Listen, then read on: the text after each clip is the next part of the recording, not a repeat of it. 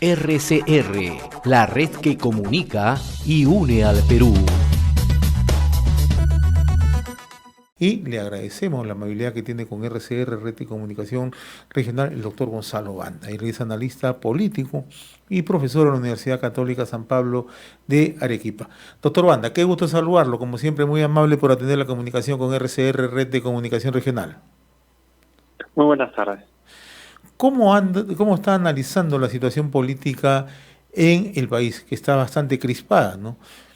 Porque hay una violencia de parte, ¿no?, verbal de parte del Ejecutivo, y también siempre hay un contragolpe de parte del Ejecutivo. Hay acusaciones mutuas, ¿no? Incluso se habla de conspiración por un lado, y por otro lado también se habla de presuntos actos de corrupción. ¿Cómo analiza esta situación, ¿no?, que de por sí nos envuelve a todos los peruanos en medio de una situación de emergencia sanitaria, económica, ahora política, ¿no? Sí, en efecto, creo que estamos atravesando una difícil crisis. Creo que a la difícil crisis sanitaria le estamos agregando una crisis política que simplemente está empeorando los efectos de la pandemia y de la crisis económica. Y creo que esto es una especie de eterno retorno a nuestra historia republicana, ¿no? Siempre en los momentos más dramáticos tendemos a aumentar nuestras crisis, ¿no? Esto es un episodio más, ¿no?, de frente a la desgracia, simplemente querer ahondar nuestra desgracia de una manera torpe, pueril, ¿no?, hasta incluso con irresponsabilidad de parte de los actores políticos, ¿no? Ahora, ¿qué espacio tiene el Ejecutivo para poder tender puentes con el Legislativo? Y también, ¿no?, a la inversa, ¿qué espacio tiene el Congreso para seguir generando algún nivel de cohesión con el Ejecutivo, ¿no? Pues la situación se vuelve insostenible, ¿no? Por un lado, ya hace unos instantes se acaba de desestimar una moción de censura contra el presidente del Congreso, ¿no? Pero adicionalmente hay acusaciones permanentes del presidente de la República, una de ellas que dos bancadas parlamentarias aparentemente habrían solicitado el adelanto de elecciones presidenciales, y adicionalmente el presidente habla de conspiración política de parte del presidente del Congreso. En esta situación, ¿qué espacio tienen ambos poderes como para poder, si se quiere, establecer acuerdos mínimos? Bueno, en este momento creo que más allá de tratar de ver si es que podemos llegar a algún tipo de acuerdo, creo que por lo menos hay que llegar a viabilizar la posibilidad de que puedan conversar, ¿no? Porque en este momento creo que ya es bastante evidente que no hay, pues, efectivamente ninguna voluntad política ni de los actores políticos de sentarse a conversar, ¿no? Creo que hay un enfrentamiento tanto del Congreso como del Ejecutivo. Llegar a consensos creo que va a ser muy difícil. Creo que por lo menos lo que deberíamos aspirar es a que puedan sentarse a conversar. Ahora, esto se da en medio además de un panorama electoral en ciernes, ¿no? Estamos a poco menos de 8 meses de un proceso de elecciones, ¿no?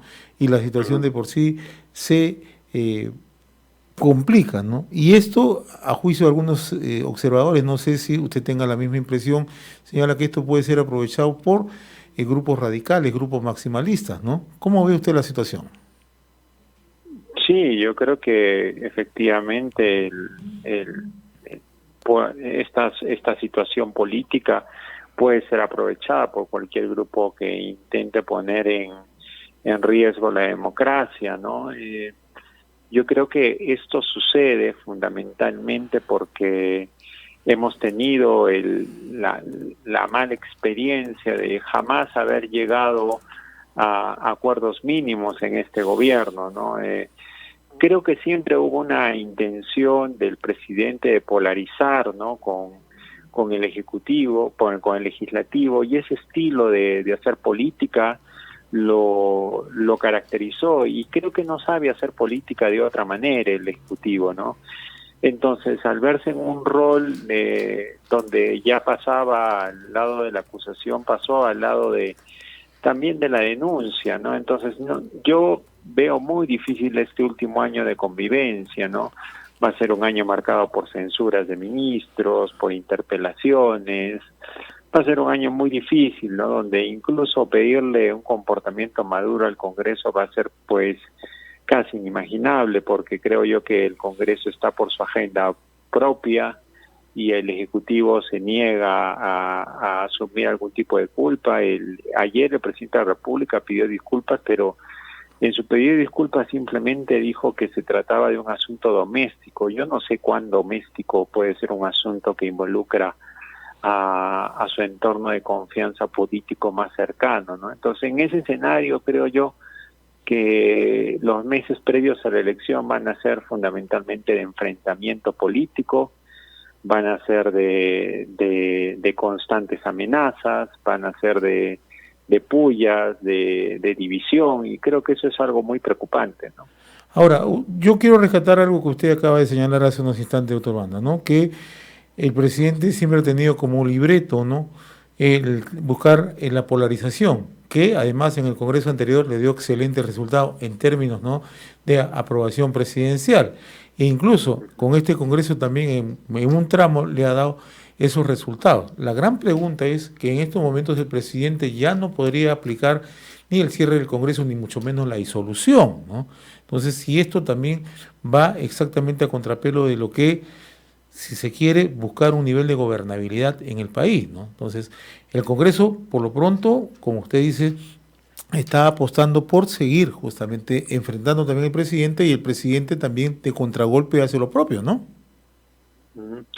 Sí, hoy hemos visto pues la encuesta de Ipsos, que da cuenta que tanto el presidente de la República como el presidente del Congreso han caído en su popularidad, ¿no? Uno más que otro. El presidente del Congreso registra una caída muy importante, más del 70% de desaprobación. El presidente también ha aumentado su desaprobación, aunque no tanto como el presidente del Congreso. Lo que da cuenta, creo yo, de que la ciudadanía pues está rechazando ese comportamiento beligerante de ambas fuerzas, ¿no? En un caso me parece que el presidente del Congreso y una porción del Congreso está desde hace muchos meses con una agenda populista, donde realmente más que interesarles los intereses del Perú, pues les interesa en este momento la campaña política del 2021, y un ejecutivo que está extraviado, ¿no? Que literalmente en medio de la pandemia se había puesto a negociar o a concertar, ¿no?, cómo salir del embrollo de Richard Swing, ¿no? En pleno 25 de junio, donde la pandemia golpeaba con mayor dureza, las reuniones que se tenían en Palacio no era para combatir el COVID, sino para, como dice el mismo presidente de la República, ¿no?, para que todos puedan salir todos de esta bien, ¿no? Y en ese eufemismo se traducen pues todos los arreglos bajo la mesa, ¿no? O sea, yo creo que este es un panorama bastante sombrío de cara a la elección del 2021, porque prepara el panorama pues para tal vez una respuesta enérgica, radical, de algún actor político que, cansado pues de estas intervenciones, pues quiera destruirlo todo, ¿no? Y creo que eso lamentablemente en las encuestas todavía no se puede medir. Ahora, algo que también le ha retribuido buenos resultados al presidente es su prédica constante en la lucha contra la corrupción. Después de lo que hemos visto en los últimos días, ¿no?, estos diálogos donde participa el propio presidente de la República, ¿esto le servirá como un estandarte al gobierno? ¿El presidente insistirá en este tema de la lucha contra la corrupción, o eso ya se cae? Yo creo que él va a insistir, ¿no?, en apropiarse de eso, pero la credibilidad frente a la opinión pública va a estar muy mermada, ¿no? Y creo que eso fundamentalmente sucede cuando Por ejemplo, ¿no? Yo veía a la ministra de Justicia tratando de defender la postura del presidente de la República, cuando debería ser él quien tendría que dar explicaciones, ¿no? Cuando uno manda a los abogados a la pantalla, a la opinión pública, que defiendan una postura, es una muy mala señal para los políticos, ¿no? Eso lo convierte rápidamente al presidente Vizcarra en uno de aquellos que había, en aquello que había jurado destruir, ¿no? Que es la clásica imagen del político que termina escudándose detrás de los abogados, de los funcionarios, ¿no? Y diciendo que pues que se investigue y que se apruebe, ¿no? Eso es algo que en su momento hizo Toledo, hizo García, ¿no? Y esa imagen es una imagen que le va a costar mucho al presidente de la República, ¿no? Porque si algo había ganado es credibilidad, y con ese tipo de ataques pues pierde credibilidad.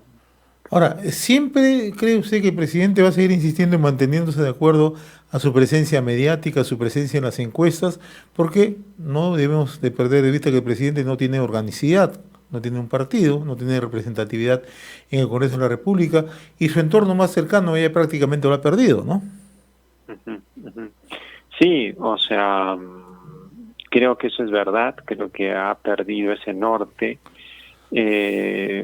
pero creo que no le queda otro, ¿no? Mira, no tiene bancada en el Congreso, no tiene por lo menos un equipo sólido, entonces la única manera que va a tener de mantenerse activo en la expectativa del ciudadano es respaldarse con él, ¿no? Tratar de encontrar algún tipo de respaldo político en el ciudadano. Al no tener congresistas, y esto es una gran lección, ¿no? Se creyó que él podía gobernar sin congresistas, y esto es una utopía. En el Perú, todos los presidentes que han tenido una bancada pequeña o no han tenido representación en el Congreso han terminado, pues, francamente mal, ¿no? Es un aprendizaje que creo que el presidente tiene que hacer. Va a optar por polarizar, sí, pero creo que cada vez va a irse desfigurando un poquito más la imagen de Vizcarra en la lucha contra la corrupción, y se va a ir pareciendo mucho más a los presidentes que nos han dejado, ¿no? Ahora, ¿cuáles son los riesgos de esa perspectiva que usted plantea de una mayor polarización, tanto del Ejecutivo como del presidente? Bueno, los riesgos son que olvidemos que tenemos un país que está afrontando una seria crisis, que nos dejemos desorientar por la elección del 2021 y que cada uno busque su protagonismo, y que en el medio pues tengamos mayores consecuencias por la crisis económica, por la falta de reactivación económica, por la falta de reformas políticas. O sea, es muy preocupante, pero a la elección del 2021 vamos a llegar casi con las mismas leyes que hemos aprobado para la última elección, porque no va a haber espacio, salvo la reforma que se acaba de aprobar de impedir a los candidatos que han sido sentenciados en primera instancia, el resto de reformas que tenían que ver con el voto preferencial, con el Senado. Yo veo muy difícil que esas reformas pasen porque los ánimos políticos están por otro lugar. Doctor Gonzalo Banda, como siempre muy reconocido por esta comunicación con Enlace Regional RCR, Red de Comunicación Regional. Ha sido grato conversar con usted. Un saludo a la distancia, muy amable. No, gracias a usted.